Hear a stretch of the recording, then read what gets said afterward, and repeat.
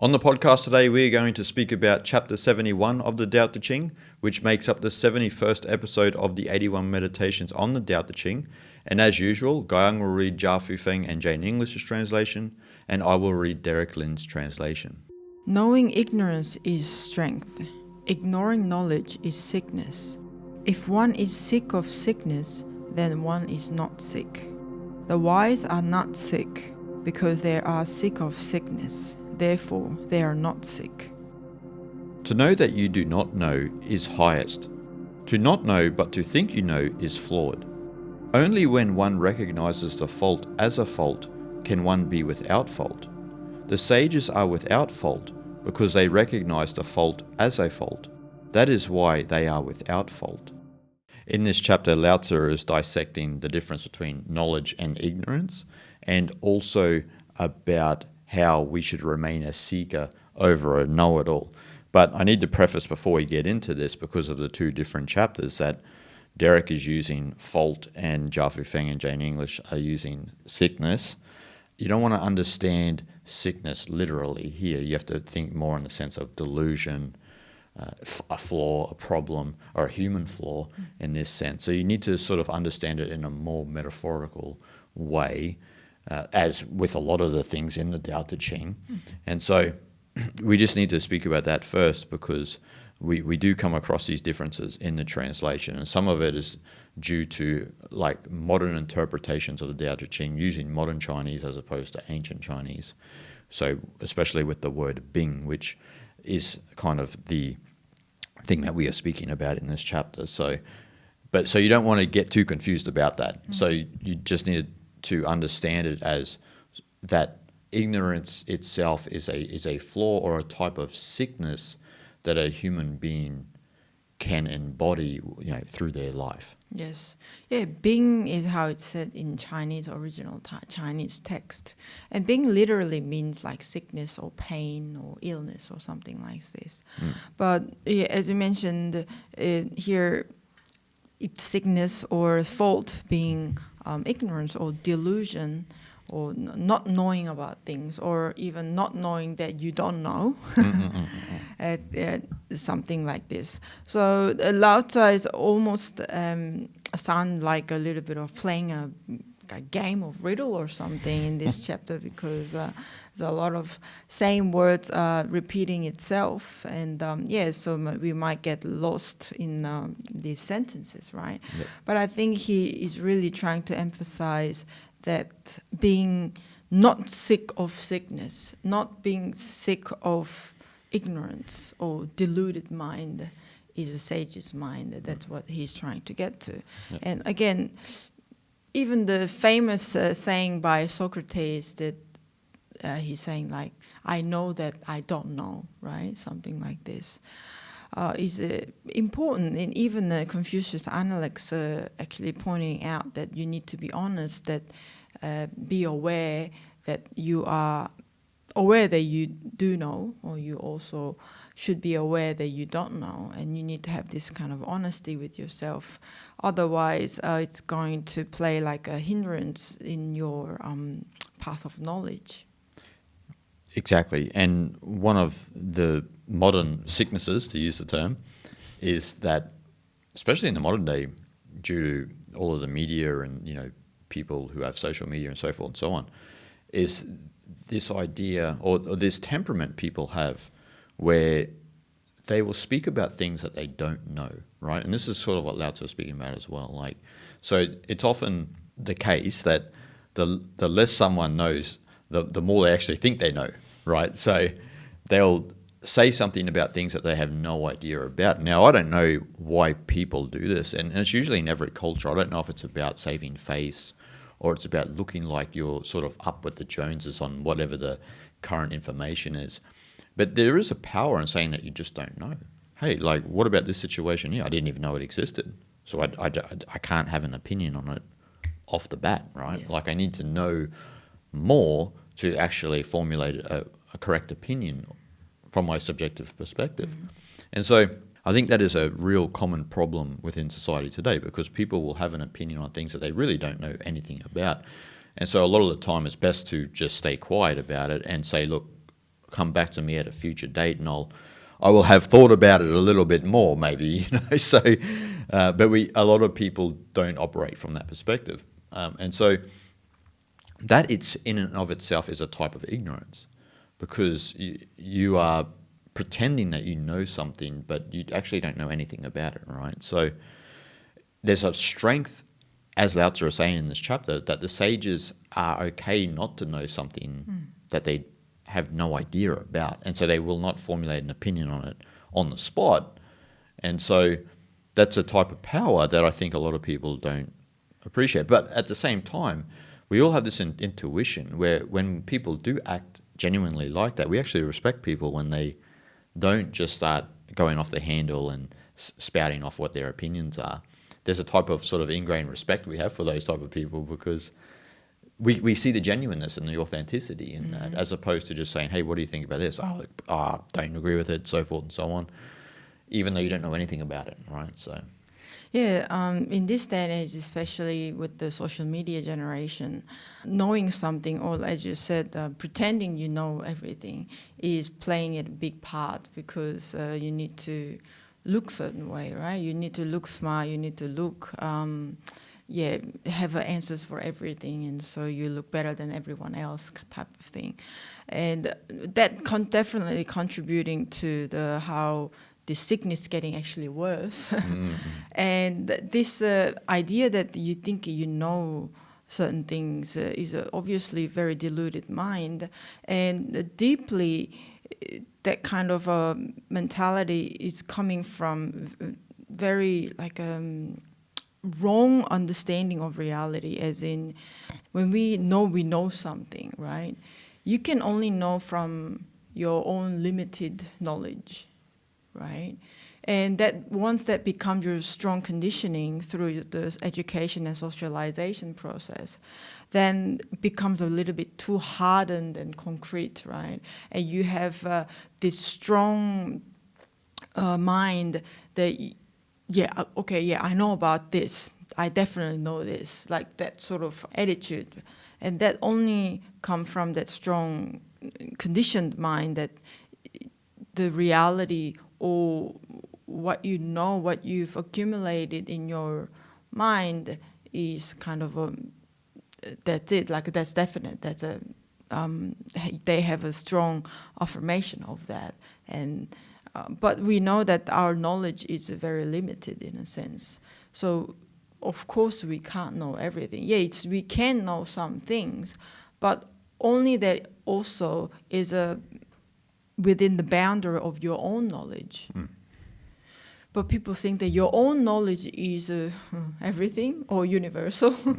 So therefore, that I know everything and mentality and attitude come from that mindset, right? Like my knowledge is universal, whereas your mind is, again, Jiddu Krishnamurti, it's very strong on this type of matter, that he's saying that we need to be very, very cautious and be careful of what we think we know, because knowledge is what limited. Why? Because only within the boundary of your own mind.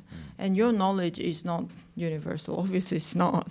Everyone has a different perspective and different knowledge on same things. So we are all entitled to say according to what we know, but that is not the absolute. That's what people forget. That's why Zhuangzi, much like Jiddu, always thought that you can't reduce the universe to a logical conclusion, or you can't reduce like a philosophy to some sort of logical end, right? So knowledge is always ever growing. So knowledge is not a noun, it's a verb, right? So it's ever growing.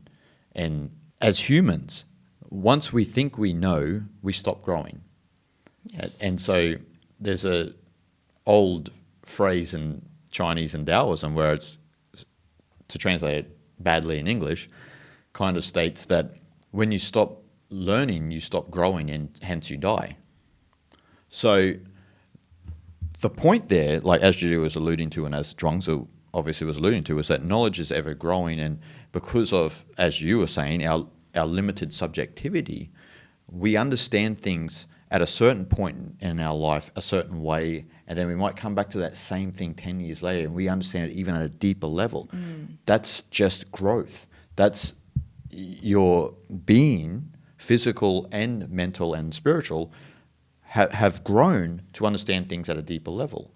And that's the beauty of life, right? Like, I think a lot of people forget that we are just like a tree growing and gaining nourishment from the world. And nourishment here, like for those spiritual aspirants in the world, is obviously the spiritual knowledge and the experiences we have in life that help us grow and flourish further in life, right? Yes. Obviously, we are like a tree in the sense that we decay and die as well. But the point of our life, you know, a lot of the spiritual traditions would be to understand the ultimate. But in that process of understanding the ultimate, you are growing and learning and maturing into this beautiful being that you already are, but you are becoming more of that through the process of life. So I think that we often think of knowledge and learning and these things as an end in and of themselves, where Zhuangzi especially is saying, like, but the universe is a mystery. So it's elusive to the intellect. It's really elusive to the intellect. We can tell these stories, we can have all of these grand philosophies, and they are good, and they are a good sort of roadmap to understand. But in the end of the day, it's still the intellect. It's still, you know, the universe is a mystery. That's right. And, you know, it's the height of arrogance as a human being to think that we can actually dissect it. I mean, this is what happens in the science laboratory, obviously, but you know what I mean? Like, so, but there's a power in that continual growth and continual perspective that you don't know, right? Like, so, okay, I don't, like what you said with Socrates, I fundamentally don't know, but the not knowing is the drive to seek. Right, you want to seek more, you want to understand more. So the process of understanding, right? And so it's strange in a lot of sort of New Age spiritual circles where they may read one line from Lao Tzu who says, like, learning is bad and this and that books are bad, even though that's poor translations. The unlearning is about the unlearning of the identity, which gets in the way of actually the knowledge process through your life. And so obviously in this chapter, which kind of destroys what those New Age understandings are, is Lao Tzu is saying that we should remain a seeker, seek knowledge, and remain in that process, because if you're not remaining in that process, how can you know? So, like, if you keep your head in the dark, that's what ignorance is, right? You are ignoring your own process in life, actually, like your own need to know, so to speak, right? So you're ignoring that process. And Lao Tzu is saying it's actually, there's a love in that process of understanding yourself and understanding the universe around you. That process itself is beautiful. That's right. Because you're coming from a place of humility. No, I don't know. I don't know. And look, and it's not that I will ever know, but it's, as Gandhi said, learn as if you're never going to die. And I think that has to be a real honest and humble mentality of modern day spiritual aspirants. Yes. Yes, I remember that once Swami Saba Priyananda said this story, like, about looking up in the sky and talking about the color of the sky. So to us, the color of the sky is what? Blue, right? That's why we call it sky blue color. But is it really blue? Is the sky color of the sky is really blue? Yes, from where we sit, but it is not when you, let's say you're lucky enough to be in a spaceship and then go into space and see the sky. Where is sky though then? Sky has no color. There is no color to it. And as you traveling through atmosphere, it changes, the color changes, right? That maybe the darker blue and navy blue or black, or we don't know, right? So Swami is trying to say that there is some level of illusion in knowing, right? Sky is blue from where we sit, in our perspective, when sitting and standing on this planet, right? But that's not the absolute. So knowing should be the same, that we should treat that knowledge is the same way. There's a level of understanding That's what it's trying to say. One level, sky is blue. Maybe next level, sky is a dark blue. And next level might be like complete darkness or nothingness. Nothingness, yeah. Right? We don't know that. So that also indicates that as we evolve in our perception of viewing the world or ourselves, and also knowing changes, the color of the sky changes, and the outcome of knowledge also changes. Like you mentioned, how it deepens, it marinates, and it goes through the fermentation, and the taste gets better and better, and like just a fine wine or something like this, you know. So the knowledge is exactly the same. So as you mentioned, that there is a beauty of knowing, right? So that to appreciate that beauty of knowing is to know the ignorance. So that's why the first line of this chapter begins with the knowing ignorance is strength, right? Yep. That is the very beginning of searching knowledge, seeking a knowledge, stay as a seeker, like, learn as if you're never gonna die, right? So only when you can admit that you don't know, and even if you know, well, you obviously acknowledge that I know at this level, but I'm sure there's more to it. If you leave that open mind, then it can only grow. Knowledge can only take the deeper root within yourself. And in time, once you get to taste that, you will only appreciate the mystery and the wonder of knowledge. And yes, like you said, what New Age people read the one certain lines of Tao Te Ching or other text, and then we don't need to read books, and we can't know everything, and like everything is spiritual and this and that. You can come to this sort of very airy-fairy conclusion. But searching knowledge and being a seeker is important, because we can only study things within our limitation of language and thinking, right? But there is a beauty to it. We all know that. In that process, it's kind of a journey, isn't it? That's why, like, as we get older, this knowledge sinks in deeper and deeper. Yes, it is. We can never figure out the secret of universe, right? But we can only appreciate the journey to getting the search of that mystery, right? So from that process, we feel this feeling of being alive, appreciate how beautiful the world is, and you appreciate that you are here, and these sort of things. When you look at all these great sages, like Swamis of modern day, or someone like Alan Watts in the past, and Joseph Campbell, all these great scholars, they've all had this wonder of the world, and they never made their mind up what the world is about, really, you know. Because of that, they explored so many different knowledge, and they loved it, right? They've lived their life fully, and they fully appreciated it. Well, that's, again, part of the symbology of the Shivanatha Raj. Embrace the dance of life. You could never understand the magnitude of Shiva. It's like in the Bhagavad Gita when Krishna says, to Arjuna, you really want to see my form? And here you go. And I can't comprehend that with my mind, my puny intellect, right? And so I think we forget to dance with life. We forget to embrace life as it is and enjoy things.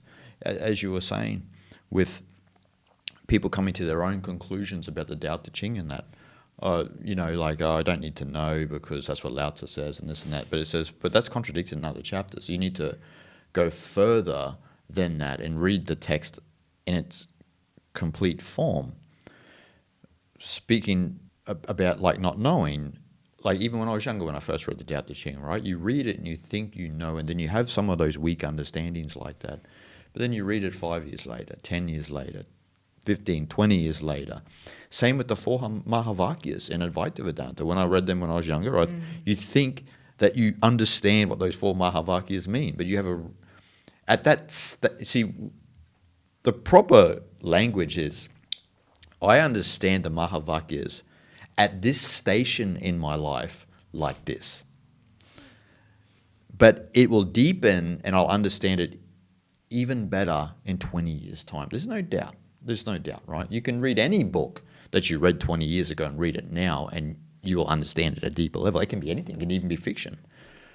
And so, you know, you're not going to speak like that, but that would be the honest way that you would say it should say it to yourself. I understand it at this station in my life like this, and I hope to understand it deeper as I get older.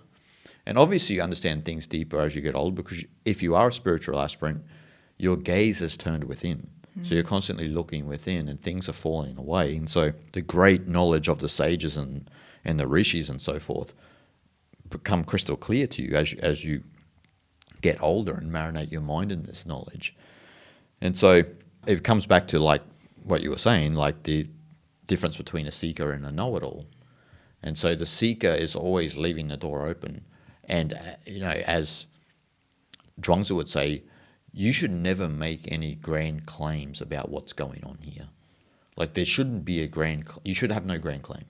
Because once you have a grand claim that you think that you know what the world is, like many religions, right? They'll say, oh, it's all about this, or it's all about this person, the divine person, so to speak. But Zhuangzi is saying that that's a massive mistake, because you've already reduced the universe to one type of mentality and you haven't left room for mystery. You haven't left room for maybe you don't know, actually. And there's a power in the not knowing, as opposed to making these grand claims that we often make, right?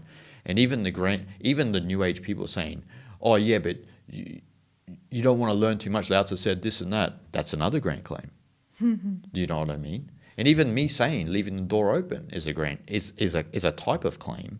It's probably not I would say a grand claim, because it kind of gives people anxiety, because they want to think they know what's going on here, when there's a power in not knowing what's happening here. But you feel the Tao moving through your life. You see the synchronicities happening in your life. You see the trials and tribulations that you have to go through so that you grow to become a better person. The Tao is always pushing all of us, no matter our situation or circumstance, for us to grow and become the beautiful being that we are. But I think a lot of people, that gets eclipsed because they think they know what's happening. And that's how you get religious fundamentalism. That's how you get fundamentalism in general, even political fundamentalism, because people think they know what is happening. And actually, we don't. So. Yeah, we are somewhat addicted to like a feeling that you need to know, right? You need to have affirmation, and you need to objectify the knowledge itself. But that's because out of our own fear of not knowing things, right? But I think once the knowledge is no longer object, then it becomes part of you. That means it's growing, and that's like that you are the verb being instead of a noun being. That's right. Yeah, like yeah. Instead of there's a affirmation of some things, you are in a organism of moving forward. Then you are moving with knowledge as knowledge, right? So that's again the study of Vedanta. It comes down to that, isn't it? Avidya. From avidya to vidya. Avidya means ignorance. Ignorance of Brahman. Brahman, that's right. Brahman to begin with, and all the rest. But first and foremost, that not knowing that you are Brahman, you are the Atman, which is Brahman. That is avidya. So the process of learning in Vedanta is moving from avidya to vidya. Vidya is knowledge, right? The Brahma vidya, knowledge of Brahman, right? Yeah. That's the process of learning in Vedanta, and that is actually the highest aim that you need to strive for. Yeah, that's what Lao Tzu is saying. Also in this chapter, right? He's like, what did you forget fundamentally? What's the knowledge that you forgot fundamentally? The fundamental substratum of the Tao.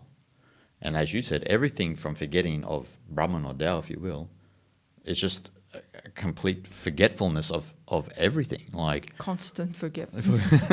Because that's where the ignorance begins, right? Yes. You forgot that you are part of the ultimate reality, that pure oneness of reality. And because you forgot, that's why you live the life that you live. So the next step is based on that ignorance. The next step is based on that ignorance. And it just goes further and further and further. This knowledge is about reversing that gaze and saying, wow, like I don't have the knowledge of the Tao. Or to be clever, I don't have the Tao Vidya. You know, I don't have the knowledge of Tao. Or the knowledge of Brahma, the Brahma Vidya, right? And so that is the main process for all of the spiritual aspirants in the world, is how do I overcome avidya? How do I overcome this ultimate ignorance? Because that's where all of the ignorance begins. Once I overcome that, then everything is crystal clear.